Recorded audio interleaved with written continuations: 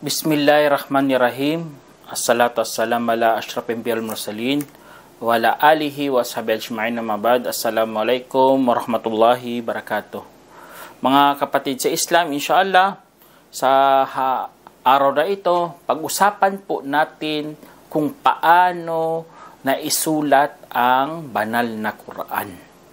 Dahil bilang isang Muslim, dapat malaman po natin ang ganitong mga usapin para magkaroon po tayo ng kaalaman at matuto rin po tayo sa ating pananampalataya.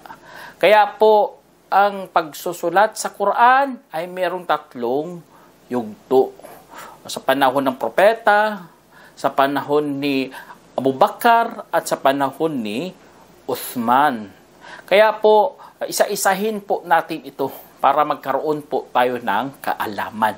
Unang yugto, sa panahon ni Prophet Muhammad Sallam, na nagsimula as Prophet Sallam noong 570 CE hanggang 632, dito sa panahon ng pagiging propeta ng propeta natin Muhammad SAW, dito po natin malalaman kung paano talaga ipinababa ng Allah subhanahu wa ta'ala ang Quran. Kaya simula ng kapahayagan, katulad sa nabanggit sa Sahih Bukhari, na inulat ni Aisha radhiyallahu anha na siya po ang ina ng mananampalataya, ang pagsisimula ng kapahayagan sa mensahero ng Allah SAW ay sa anyo ng totoong panaginip. At wala siyang mapanaginipan dati maliban na tulad sa liwanag ng bukang liwayway.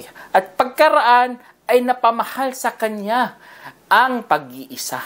At dati siya'y nag-iisa sa yungib ng Hira, kung saan sumasamba siya roon sa napakaraming gabi bago bumalik sa kanyang asawa na si Khadijah. At siya nagdadala ng baon at pagkatapos babalik sa kanyang asawa na si Khadijah upang kunin habang siya kukunin muli ang kanyang pagkain hanggang sa bumaba sa kanya ang katotohanan. Ibig sabihin kapahayagan habang siya ay nasa yungib ng Hira. Dumating sa kanyang anghel at nagsabi, magbasa ka. Ibig sabihin dito mga kapatid, na ang anghel may dalang kapahayagan na nababasa, na ibinigay kay Prophet Sallam, pero hindi po siya marunong magbasa. Sabi niya, hindi ako marunong magbasa. Patunay po yan sa hadith na ito, na si Allah subhanahu wa ta'ala na nagpadala kay bilang mensahe, isang parang kapiraso lang na magbasa ka. Hindi nga marunong si Prophet Sallam, at patunay na ito, si Prophet Sallam talaga hindi nangupya sa mga Hudyo at sa mga Kristiyano. Kasi nga, hindi siya marunong magbasa.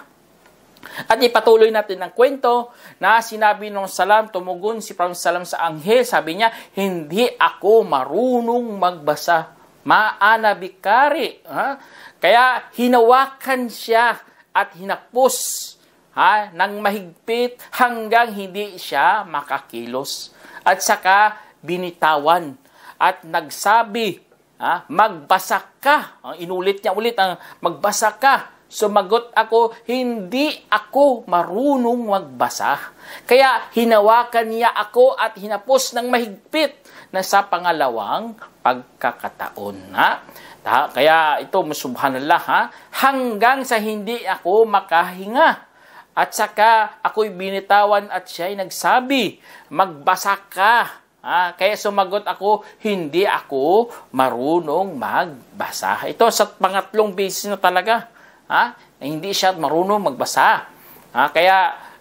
Tapos sakay hinawakan niya ako at hinapos at manangmigpit sa pangatlong beses at saka binitawan niya ako at nagsabi, basahin mo ang pangalan ng iyong Panginoon na yaong lumikha, naglikha sa tao mula sa kumakapit na namumuong dugo, basahin mo at ang iyong Panginoon ang pinaka mapagbigay. Sa Surah 96 verse 1 to 3 ng Suratul Alaq.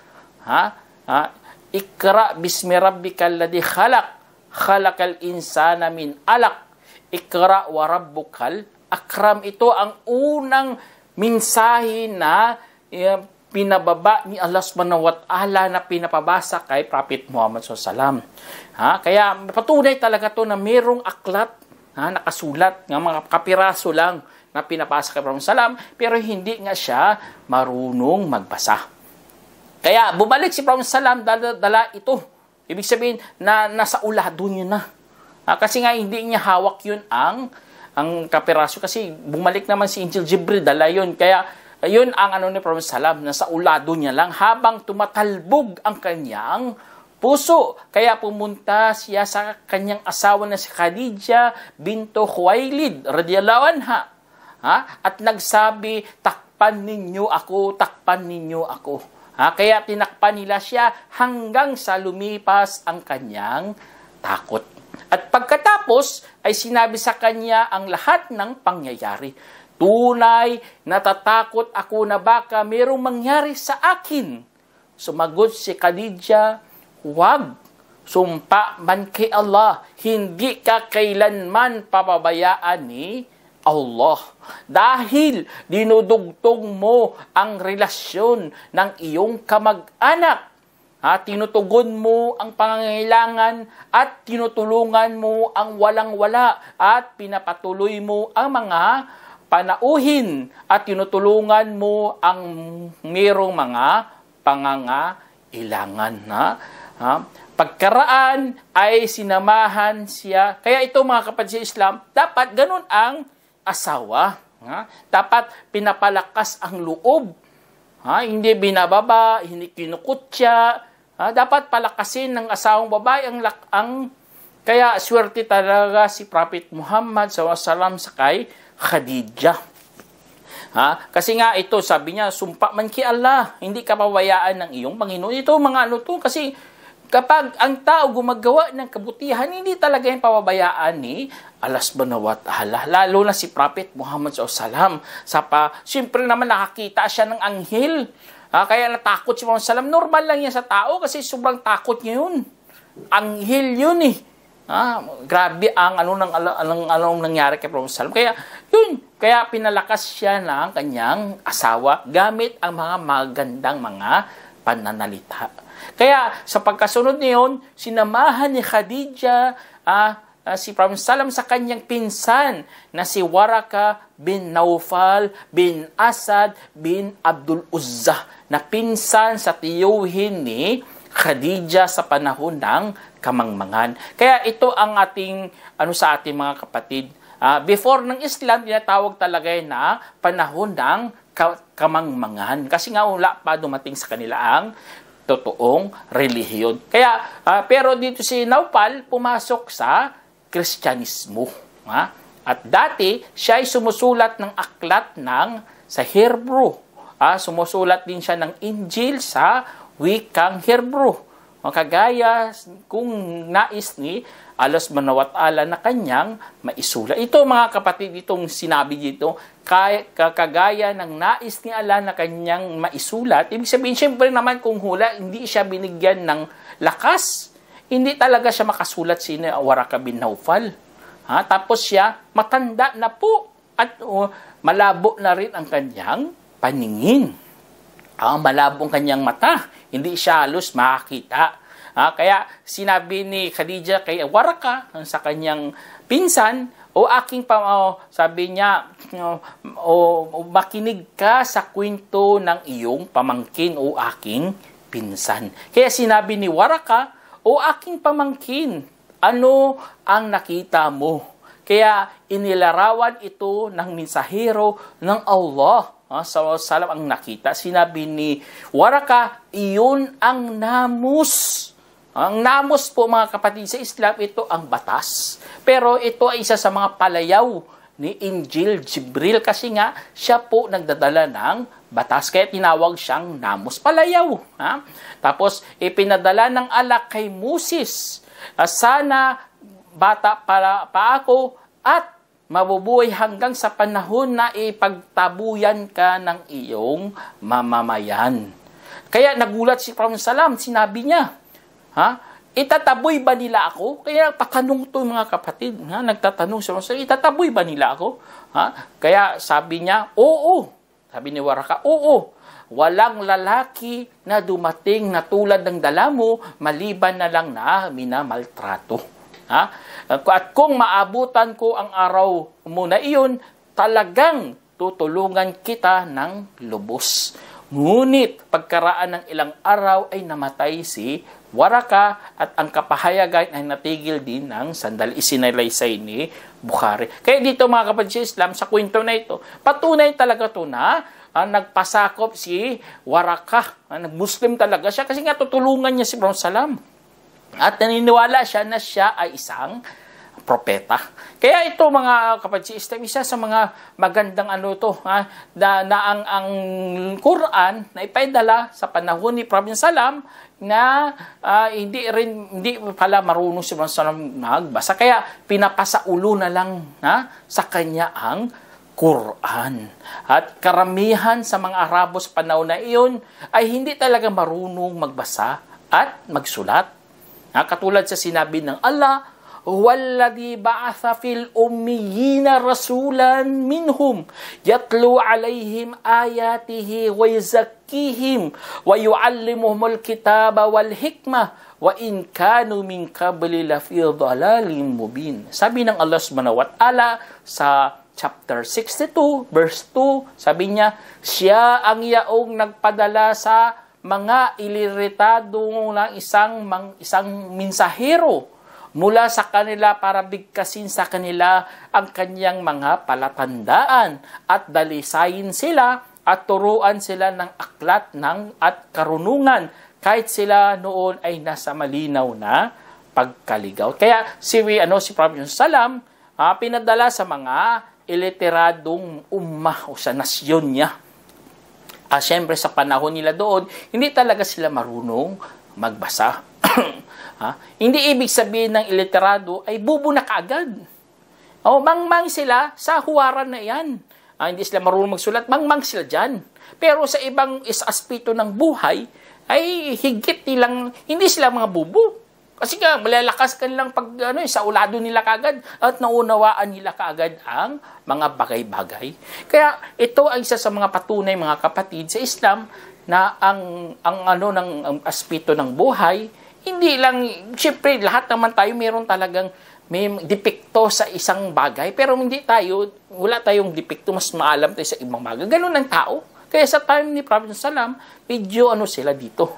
Sa nurid sila. Hindi sila marunong. Hindi kaagad yung bubo kaagad.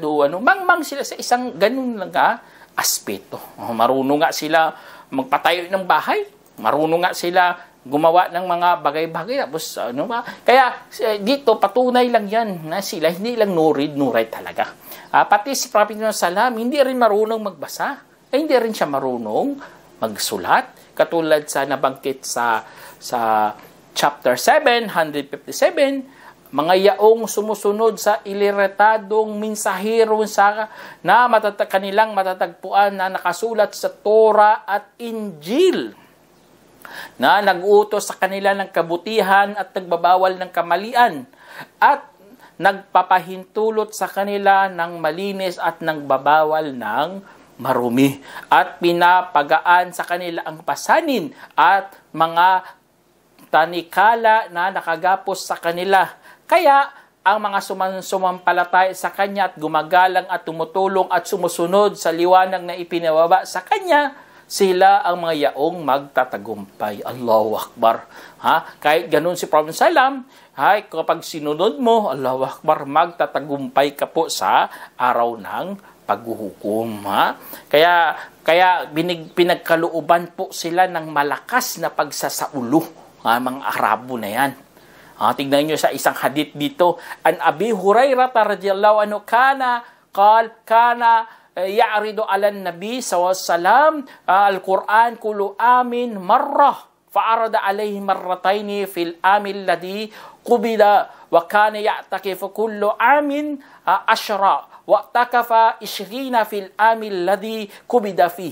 Sabi sa Bukhari, na inulat ni Abu Hurairah radhiyallahu anhu na dati nilalahad sa propeta Muhammad sallallahu ang Quran sa bawat taon ng 1 beses. At nilalahad sa kanya sa 2 beses sa taon na siya ay pumanaw. At dati, nagsasagawa siya ng i'tikaf bawat taon ng 10 araw. At nagsagawa siya ng i'tikaf ng 2 araw sa taon na pumanaw siya. Isinalaysay ni Bukhari. Kaya ganun na ganun ang kanilang memorization. Binabasa nila kay Prophet Sallam, nilalahad para pakinggan ng propeta. Ganun, binigyan na si Prophet Sallam ng kaalaman, ipinagturo niya pa. Tapos ang mga natututo, nakasaulado. Allahu Akbar, ganun na ganun. Hindi na nila kailangan sumulat sa aklat. Sinulat nila sa kanilang mga puso. Allahu Akbar. Ganun ang Quran, mga kapatid, sa panahon ni Prophet Sallam. Ganun ang kanilang lakas ng kanilang pagsasaulo. Isang saulado nila kaagad. Kaya ang mga ang Quran, binabasi yan dati sa time ni Prophet Sallam sa mga taong nakasaulo. Kasi si Prophet Sallam nakasaulo rin. Tapos may mga tao din na nakasaulo. Ganun ang himala ng banal na Quran. Katulad dito sa hadith, an Mashruk qal dukira Abdullah bin Mas'ud inda Abdullah bin Amru faqala dhalika rajulun la azalu uhibbuhu sami'tu Nabiyya sallallahu alaihi wasallam yaqul khudhul Qur'an min arba'ah min Abdullah bin Mas'ud fabada'a bihi wasalim maula Abi Hudhaifa wa Mu'ad bin Jabal wa Ubay bin Ka'ab. Sabi ni Masruq na nabanggit si Abdullah bin Mas'ud kay Abdullah bin Amru radiyallahu anhu na kanyang sinabi, ang lalaki na iyon ay minamahal ko dahil narinig ko ang propeta Muhammad SAW nagsabi, kunin ninyo ang Quran mula sa 4. Mula kay Abdullah bin Mas'ud. At dito siya nagsimula at kay Salim na alipin ni Abu Hudhaifa at kay Mu'ad bin Jabal at kay Ubay bin Ka'ab. Isinalaysay ni Bukhari. Allahu Akbar. Kaya may mga nasa sa ulo na sa time ni Prophet Muhammad SAW.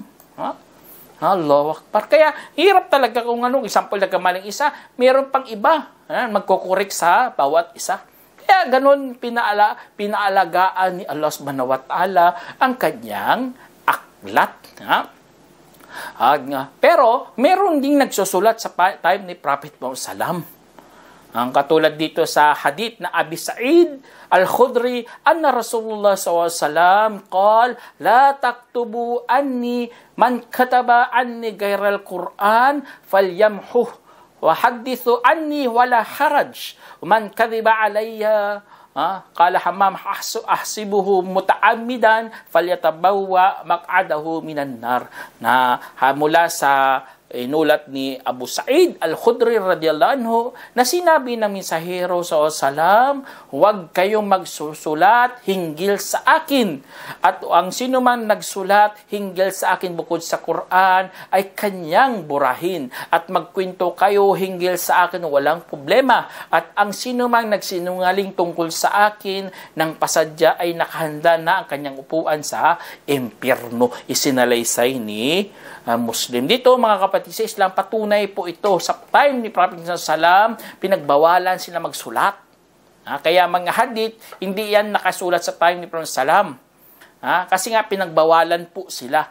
Pwede ka magsulat, Quran lang. Ang dahilan po para hindi maghalo ang Quran at ang hadith. Ganon ang, kaya napakaganda talaga ang Quran mga kapatid. Wala talagang halo, hindi salita ni Muhammad SAW, walang tafsir dyan, wala. Dapat purely talaga salita ni Allah subhanahu wa ta'ala. Kaya ganon ang ng Allah subhanahu wa ta'ala. Tapos sa time ng Salam, meron na talagang Quran na inulat ni Abdullah bin Omar radiyallahu anhu na ipinagbawal ng mensahero sa Salam na maglakbay kasama ang Quran sa lupain ng kalaban. Isinalaysay ni Bukhari.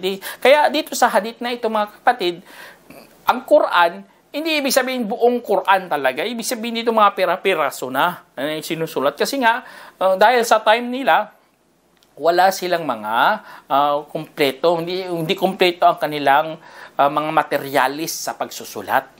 May mga kaya ang mga may mga tao na mga kapatid, mayroong tagasulat si Prophet Muhammad sallallahu ng Quran, katulad ni Abdullah bin Sa'ad bin Abu Sarh radhiyallahu anhu, na siyang unang sumulat ng banal na Quran. Pero siya ay nagmurtad, umalis siya sa Islam, kaya natigil din ang kanyang pagsusulat. Ngunit bumalik din siya sa time na pagsakop sa Makkah. Kaya ito, isa sa mga writer din to, isa sa mga manunulat ng si Uthman bin Affan radhiyallahu anhu. Ito, marunong siya magbasa at magsulat. Si Ali bin Abu Talib, marunong din siya, isa sa mga kalipato ng Islam, mga sikat ng mga tao na marunong sila magsulat sa panahon na yun. So, Ubay bin Ka'ab, Ibn Qais radhiyallahu anhu, isa sa mga naunang nagsusulat sa kapayagan sa oras dumating siya sa Madina. Kaya sa Madina lang siya nagsimula magsulat.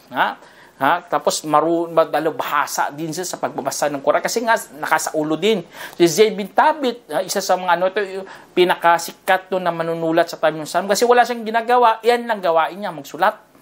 Si Muawiyah bin Abu Sufyan, inalok siya ni Prophet Salam ng kanyang ama na maging isa sa mga tagasulat ng Quran. Allahu Akbar. Kaya may nagsusulat na sa time ni Prophet Salam. Kaya ang paraan ng pagsusulat ng Quran, mga kapatid, dahil sa kakulangan ng kanilang kasangkapan sa panulat sa panahon ng propeta, ay magsusulat sa gamit ang mga kahoy, mga datilis, balat ng hayop, mga buto ng hayop, at mga bato, at ano pang mga matagpuan nila sa kanilang kapiligiran. Kaya hindi sila mayaman sa materialis na time na yun. Dahil ang Arabia, wala silang maraming sa panulat. Kaya yun ang nangyari sa time ni Prophet Salam.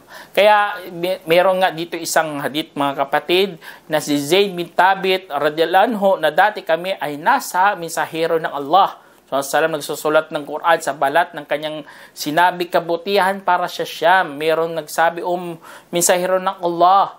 Sabi katotohanan ng mga anghel ng maawaing ala ay nakabuka ang kanilang bakbak rito. Kaya ibig sabihin dito sa mga taga Syam, mayaman sila dati sa materialis, sa kasangkapan sa panulat. Kaya ito nahirapan sila. Siyempre naman balat ng hanapan mo pa. Hindi katulad sa ngayon, mashallah, bibili ka na lang ng bond paper. May mga kompleto tayo, may mga bullpen pa. Hindi mo na kailangan may tinta ka pa, sausaw mo pa doon sa ang balahibo, sausaw mo doon sa tinta. Kaya ito isa sa mga mga kapatid sa Islam, mga ng Islam. Tapos ang Quran, mga kapatid, hindi ka pwede kukuha ka tapos ilagay mo kahit ito ay mga pinagkasunduan kay Prophet Muhammad sallallahu nang kukunin to kung saan ilalagay ang mga talata. Kasi nga ang Quran, mga kapatid, hindi buong aklat na ipinaba sa panahon ni Prophet sallam. Ang katulad sa sinabi ng Allah, wa Qur'anan faraknahu litaqra'ahu 'alan nasi 'ala muthkin wa nazzalnahu tanzila. Sabi ng Allah subhanahu wa ta'ala, at sa Quran na aming hinahati-hati ito upang sa gayon mabikas mo ito sa mga tao sa mahabang panahon at ibinaba namin ito ng paunti-unti. Kaya ito patunay ito na ang Quran paunti-unti na ipinababa ng Allah subhanahu wa ta'ala sa mahabang panahon. Ibig sabihin sa panahon ni Muhammad sallam 23 years na binaba ang Quran. Kaya itong patunay talaga na ang Quran hindi isang aklat. Dahil ito, pakinggan nyo mga kapatid, anong dahilan bakit watak-watak ang pagpapadala ng Quran. Katulad sa sinabi ng Allah subhanahu wa ta'ala, wa qala alladhina kafaru laula nuzila alayhi alqur'ana jumlatan wahida kadhalika nuthabbita bihi fuadak wa rattalnahu tartila. Sabi ng Allah subhanahu wa ta'ala sa 25 verse 32, sinabi ng mga yaong tumakwil, bakit hindi ipinababa sa kanyang Quran ng minsanan lamang? Ganyan namin pinatili ito sa kanyang puso at ito ay aming ipinabasa ng maganda. Kaya ito patunay ito mga kapatid sa Islam na ang Quran ginawa ng ganito ng Allah na hindi pinadala katulad sa mga haka-haka ng mga hindi Muslim, hindi gusto nila isminsanan lamang, pinababa kasi ito para manatili sa puso ni Prophet Muhammad SAW at sa kanyang mga mananampalataya na kasama niya. Ganon na ganon ang Quran. Tapos binabasa ito ng magandang pagbasa. Kaya mayroon tinatawag na tajwid. Yun ang dahilan mga kapatid. Siyempre, hindi sila marunong magbasa. Kung magbigyan siya ng isang aklat, sino magbabasa?